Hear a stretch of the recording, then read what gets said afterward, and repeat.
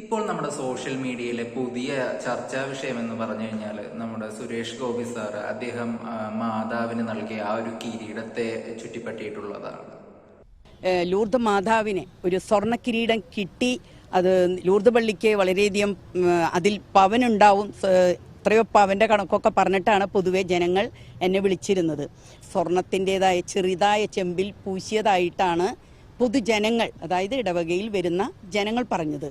പക്ഷെ അത് എനിക്ക് മുഴുവനായിട്ടും അങ്ങനെ വിശ്വസിക്കാൻ പറ്റില്ലല്ലോ എന്ന് വെച്ചിട്ടാണ് ജനങ്ങൾക്ക് അതിൽ എത്രയാണ് പവൻ എന്നറിയാനുള്ള ഒരു ആഗ്രഹം കൂടിയുണ്ട്. അതുകൊണ്ട് അച്ഛൻ ഇത് പ്രത്യേകം സൂചിപ്പിക്കണം എന്നാണ് പറഞ്ഞത്. തികച്ചും വ്യക്തിപരമായ ഒരു കാര്യമാണത്. അദ്ദേഹം ആ ഒരു മാതാവിൽ വിശ്വാസം അർപ്പിച്ച് നൽകിയ ആ ഒരു കിരീടത്തിൽ ഈ ആരോപണക്കാർ പറയുന്ന പോലെ അത് പൂർണ്ണമായും ചെമ്പാണെന്നൊക്കെ വിശ്വസിക്കുക എനിക്ക് കുറച്ച് ബുദ്ധിമുട്ടാണ്. ആ കിരീടം ഉണ്ടാക്കി നൽകിയ ആ ഒരു ശില്പി അദ്ദേഹം കൊടുത്ത ആ ഒരു ഇന്റർവ്യൂവിൽ അത് വളരെ കൃത്യമായി തന്നെ പറയുന്നുണ്ട്. അദ്ദേഹം എനിക്കിത് ചെയ്യാനായിട്ട് കുറച്ച് സ്വർണം തന്നിരുന്നു, ഞാനത് തൂക്കി നോക്കിയില്ല. ഇതിനുപയോഗിച്ച സ്വർണത്തിന്റെ ബാക്കി അദ്ദേഹത്തിന് തന്നെ ഞാൻ തിരിച്ച് കൊടുക്കുമായിരുന്നു. കാരണം ഇതിന്റെ ഒരു തൂക്കം അറിയണ്ടെന്ന് അദ്ദേഹം പറഞ്ഞിരുന്നു. അപ്പം അത് എന്നെ ഏൽപ്പിച്ചതിന്റെ ബാക്കി ഞാൻ അദ്ദേഹത്തിന് തിരിച്ചു.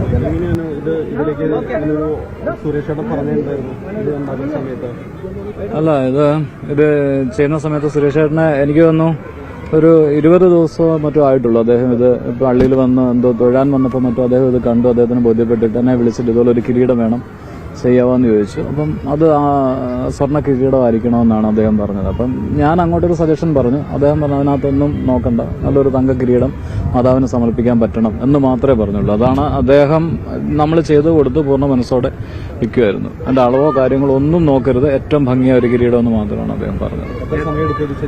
ഇത് ചെയ്യാൻ 17 ദിവസത്തോളം എടുത്തു.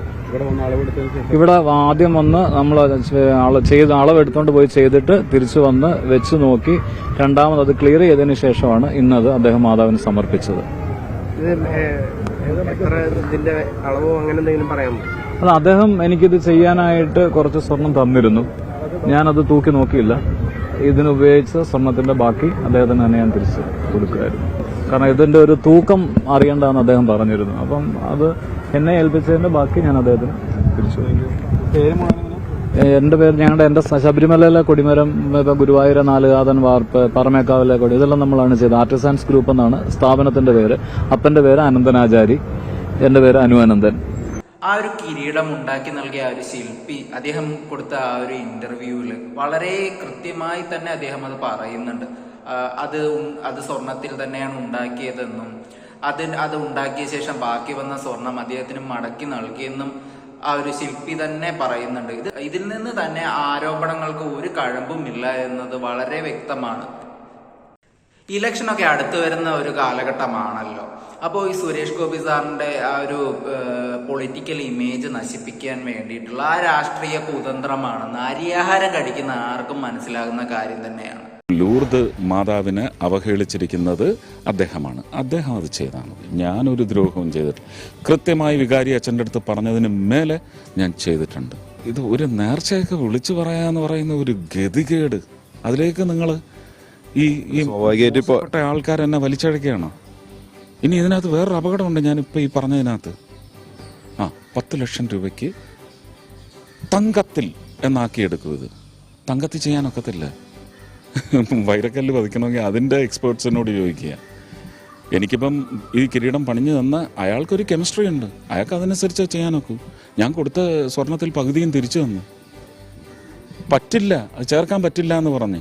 അതുപോലെ ഒരു കല്ലെങ്കിലും പതിപ്പിക്കണമെങ്കിൽ അത് 18 കാരറ്റ് ഗോൾഡ് ആണെങ്കിലേ പറ്റൂ.